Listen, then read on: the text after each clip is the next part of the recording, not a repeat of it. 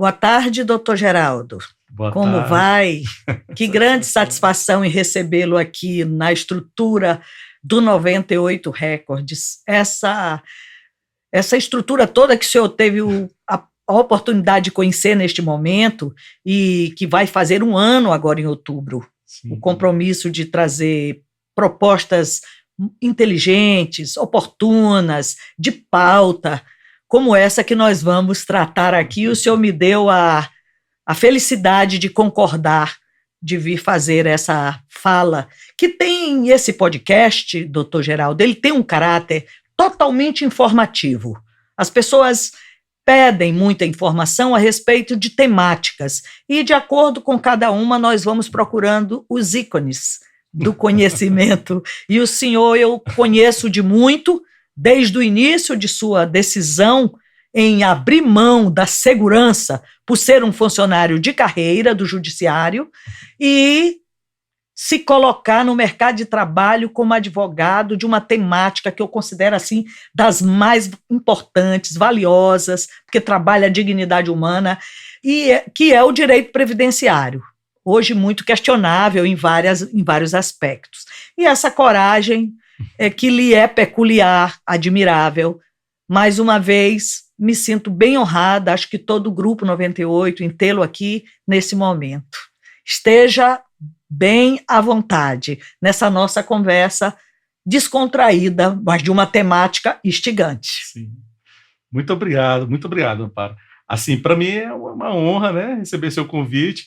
Você foi uma das minhas primeiras clientes, né, a bem da verdade, uma engenheira agrônoma, hoje faz parte desse grupo seleto, né, que é essa casa aqui. Obrigado pelo convite, viu? Eu me sinto realmente honrado. Falar sobre o direito previdenciário é realmente algo que não é fácil, né? É difícil. O próprio Supremo Tribunal Federal diz que não é fácil, né? Dirá eu que estou aqui na base, né, desse trabalho árduo que é defender os interesses dos segurados. Exatamente. Por esse desafio, eu já trago aqui à baila uma questão que tem incomodado a muitos. Eu queria, inclusive, saber o seu parecer a respeito. É inegável hoje, né, essa coisa um tanto sombria sobre o posicionamento, né, do judiciário frente à revisão da vida toda. O que temos de informação é que isso está no Supremo Tribunal Federal paralisado, e é de interesse, né, da população. O que o senhor pode nos trazer de informação sobre essa temática? Perfeito. Atualmente o processo se encontra, na verdade, nós temos 3 processos aqui envolvendo essa temática, né?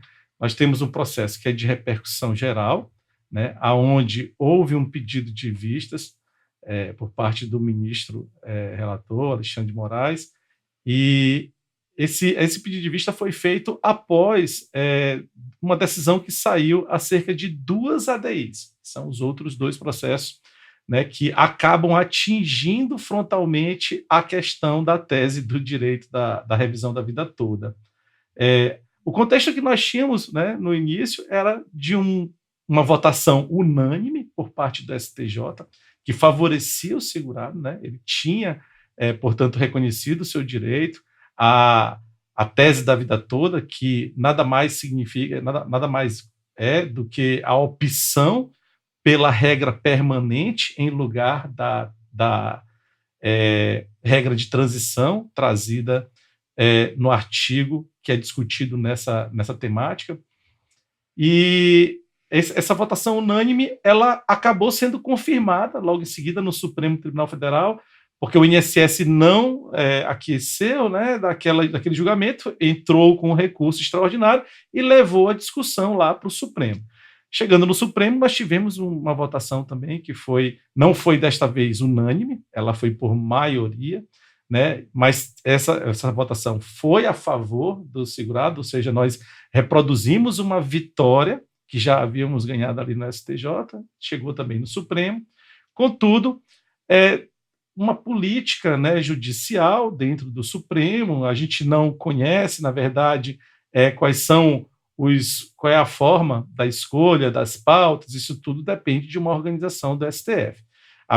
Mas o que ocorreu, isso é inegável, foi que duas ADIs que tratavam da constitucionalidade dessa regra de transição e da escolha, estavam paradas, esses processos foram desenterrados para poder ser julgado a ADI.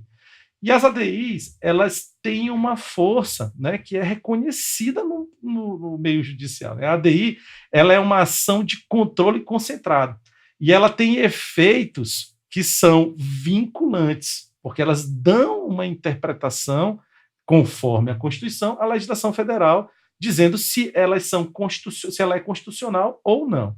E essa decisão ela tem efeito, portanto, erga omnes, atinge a todos, né, em território nacional, e tem um efeito também que, se não for modulado, ele tem o seu efeito natural, que é o efeito chamado ex tunc, pega qualquer período, né? O tempo para trás vai ser atingido, né? Ou seja, qualquer pessoa que tiver ingressado em juízo com aquele pedido vai ter o seu pedido negado, né? Com base nos julgamentos dessas ADIs. Pois bem, mas o que ocorre ali é que essa decisão ela ainda não tem sua modulação definida. A gente não tem ainda notícias de embargos de declaração sobre a ADI e se existe a possibilidade de serem modulados os efeitos aí.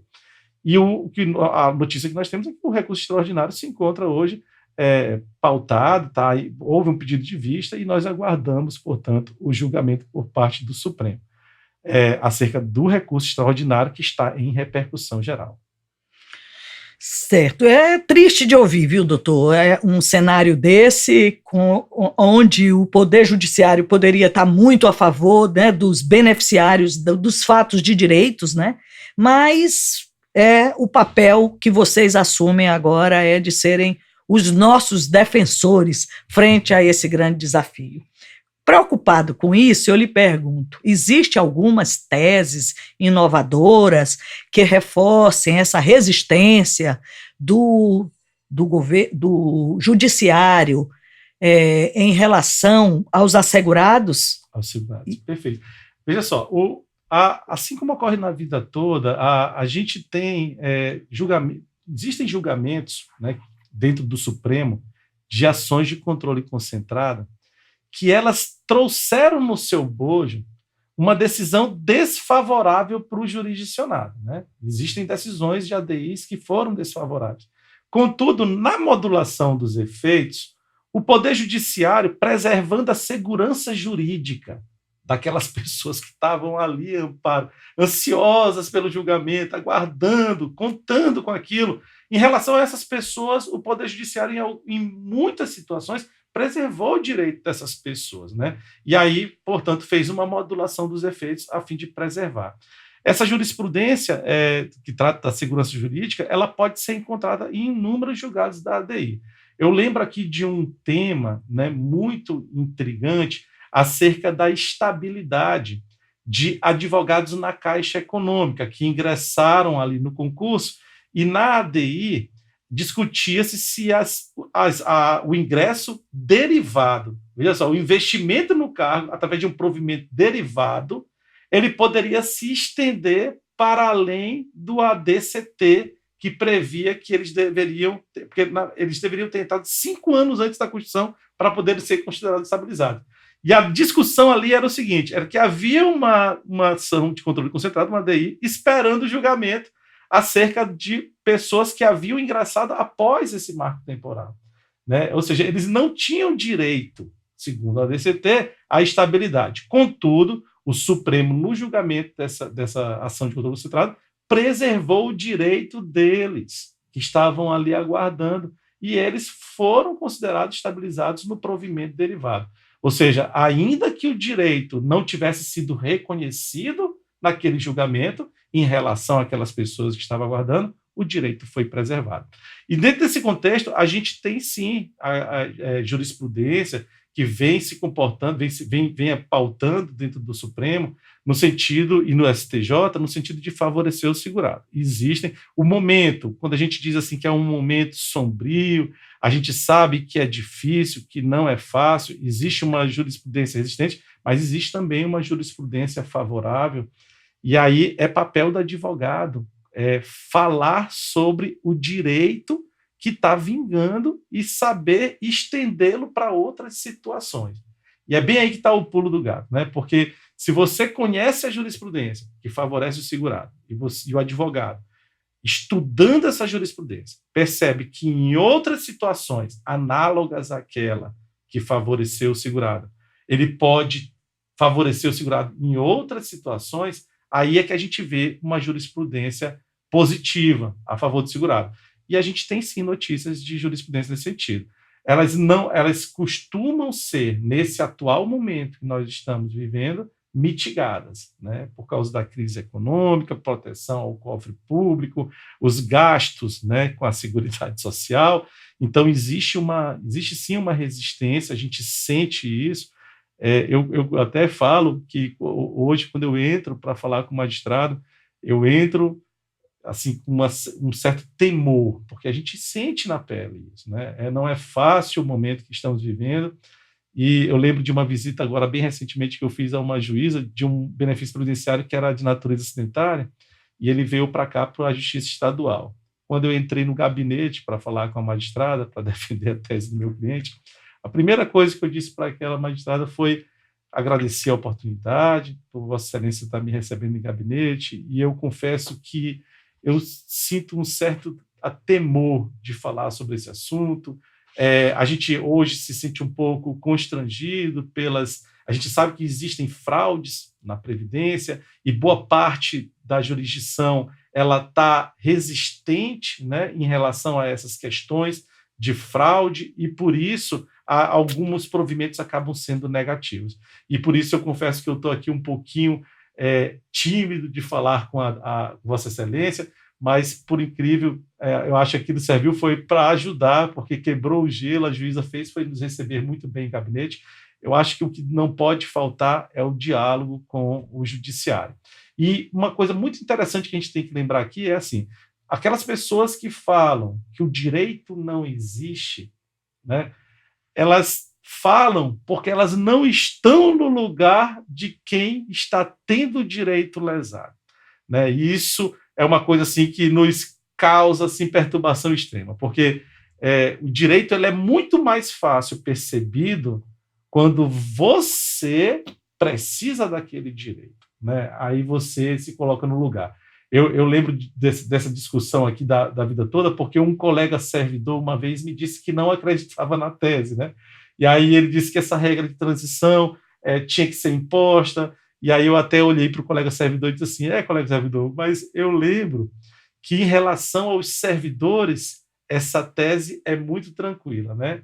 No serviço público, o servidor que entrou antes das emendas constitucionais, ele pode fazer opção, Amparo, pela melhor regra de transição, desde que satisfeito, claro, os requisitos. Olha só, o servidor tem a opção de escolha, né? Eu estou na emenda constitucional 20 de 98, na 41 de 2003 e na 47 de 2005. Se eu satisfizer os requisitos, eu posso escolher. Eu posso ficar com a 20 de 98, se ela me for melhor, ou eu posso escolher a 41 de 2003. Agora, em relação ao segurado do INSS, ele é obrigado a ter que ficar com a regra de transição quando a regra de permanente ela lhe era favorável. Aí você vê que existe uma balança injusta em relação a servidores e segurados do INSS. Perfeito, doutor. E aí vem uma pergunta. Como devem se comportar os advogados que, frente ao Poder Judiciário, que militam em favor do segurado? Eu falei um pouco aqui sobre a visita à juíza. Eu acho que o advogado ele tem que ter aquele desejo de conhecer a fundo o direito, né?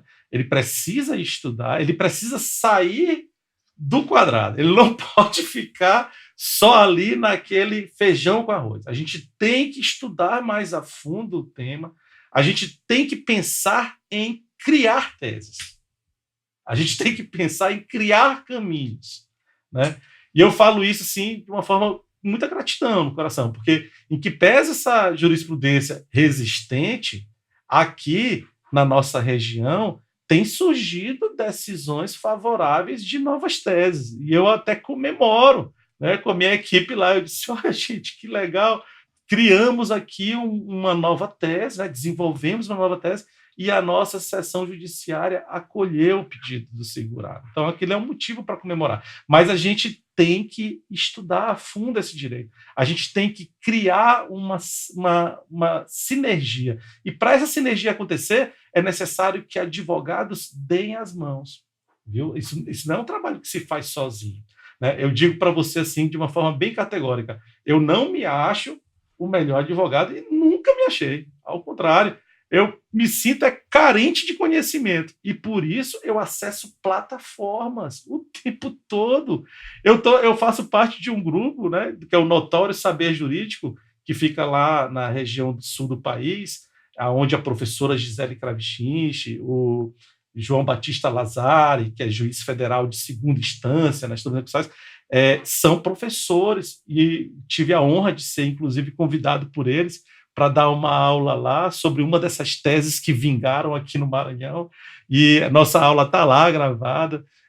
Se vocês quiserem assistir, basta se inscrever no Notório Saber, que vocês vão poder ver lá um advogado do Maranhão defendendo a tese. Que é muito bom para nós. Né, lá defender nossa bandeira. Então, assim, eu acho que existe sim ainda espaço, mas é necessário que a gente dê as mãos, né?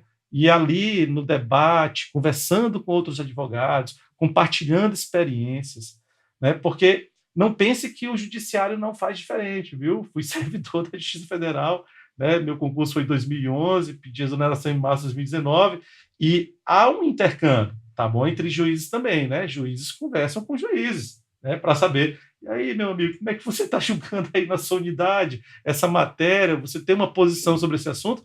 Aqui não, com advogado não deveria ser diferente, né? A gente não pode colocar a disputa por clientes acima do direito social. O direito social aqui é o que tem que estar em pauta, a gente tem que preocupar com a proteção do segurado, né? A consequência de ter clientes depende do trabalho do advogado, isso é uma questão muito particular, mas eu entendo que a gente deveria dar mais as mãos e fazer parcerias, né? Isso é uma coisa hoje também muito comum no nosso meio. Doutor, o senhor já entrou na minha pergunta seguinte, que seria exatamente sobre isso. O que é que tem de novo dentro do Maranhão no aspecto da previdência, desse trabalho do advogado buscando soluções para o segurado? O que é que realmente tem de novo? O senhor já colocou, com Sim. sua modéstia, mas que nasceu no seu escritório, algumas que já foram aprovadas Sim. e hoje pode-se considerar que dão jurisprudência e dão Sim. suporte, são fundamentais, né, basilares para outras pautas. Perfeito. Certo? As teses que a gente tem aqui hoje na seção judiciária do Maranhão, né, que vem vingando, ela, na verdade, não é uma tese, eu até costumo dizer assim, Amparo, eu não criei a tese. Tá bom? Eu não criei, eu desenvolvi. Como eu te disse, a gente faz um estudo da jurisprudência, né? O advogado ele tem que se propor a isso, né?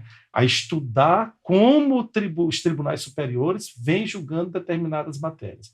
E aí, dentro de alguns desses julgamentos, eu pego o gancho. Eu digo, opa, isso aqui pode se estender para outros casos concretos. E aí, claro, não é a mesma jurisprudência. Não é a mesma jurisprudência. Não é o mesmo julgamento. Vão ser julgamentos novos. Eles são mais amplos, né? Ou direcionados a uma outra realidade, mas que nascem de posições do próprio tribunal. A gente só precisa ficar atento a elas. Perfeito. Então, vai exatamente na sua fala. O advogado tem que sair do quadrado, porque dentro ele não consegue ver a solução para aquele problema que está vivendo. Se restringe. Daí a necessidade de muitas consultas, muitas participações, muita leitura. Sim. E é aquilo, doutor, tem que gostar do que faz, não é? Tem que ter compromisso com a causa, um propósito, que é trazer o melhor para quem realmente precisa. E esse lado é o lado mais carente que nós temos hoje e que você já observou que o próprio Poder Judiciário está deixando a passos mais lentos, quando nos interessaria uma certa celeridade. Sem dúvida, sem dúvida. Doutor, eu queria aproveitar a oportunidade, Parque Sim, já que nós vamos muita gente pode nos assistir, alunos, pessoas que querem entrar nessa área previdenciária, pessoas que estão esperando seus benefícios.